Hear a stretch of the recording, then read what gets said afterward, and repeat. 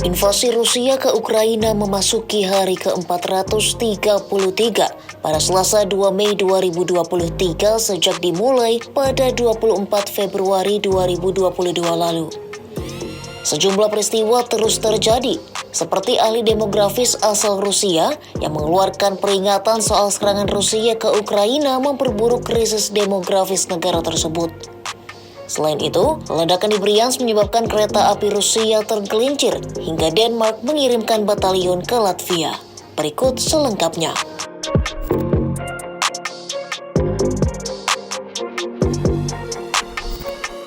Ahli demografis Rusia Alexei Raksha mengatakan serangan Rusia ke Ukraina telah memperburuk krisis demografis yang telah melanda negara itu. Menurutnya, untuk sebuah negara yang telah mengalami penyusutan tenaga kerja karena tingkat kelahiran yang rendah, konflik tersebut akan menyebabkan kesulitan yang akan dirasakan hingga bertahun-tahun. Selain itu, mobilisasi ribuan pria di Rusia mendorong populasi yang paling berpendidikan meninggalkan negara itu.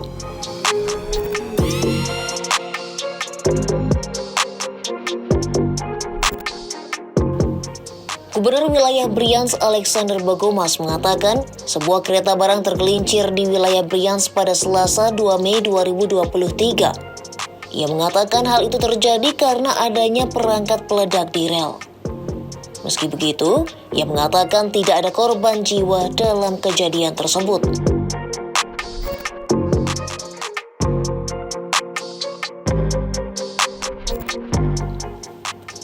Duta Besar Amerika Serikat untuk PBB, Linda Thomas-Greenfield, mengatakan bahwa perjuangan Ukraina adalah tentang mempertahankan demokrasi. Hal ini ia sampaikan di hadapan mahasiswa hubungan internasional di Universitas Brasilia.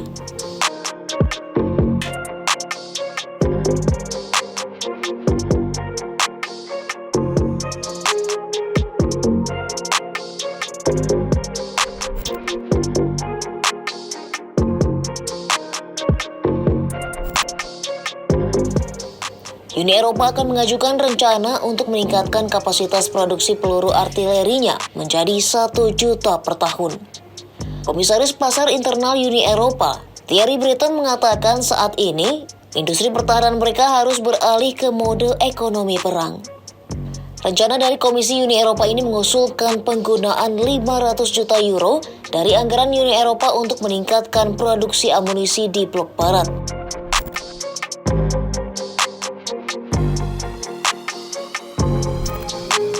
Rusia memanggil pejabat di Kedutaan Besar Polandia pada Selasa 2 Mei 2023. Hal ini terjadi setelah Polandia menutup sekolah yang dijalankan oleh Kedutaan Rusia.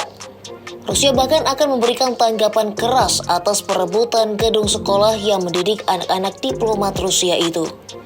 Namun Polandia mengatakan sekolah itu beroperasi tanpa dasar hukum dan bangunan itu milik kota Warsawa.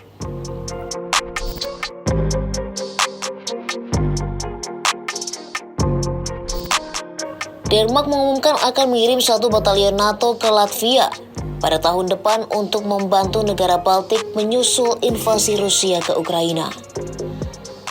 Batalion itu diperkirakan terdiri dari antara 700 hingga 1.200 tentara.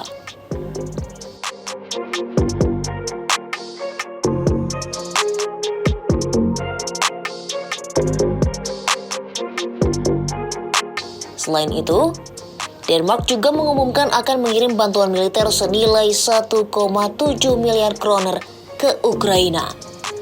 Kementerian Pertahanan Denmark mengatakan bantuan itu ditujukan untuk mendukung serangan Ukraina yang akan datang. Paket bantuan itu termasuk kendaraan pembersih ranjau, amunisi, dan dukungan keuangan untuk mengadakan pertahanan udara.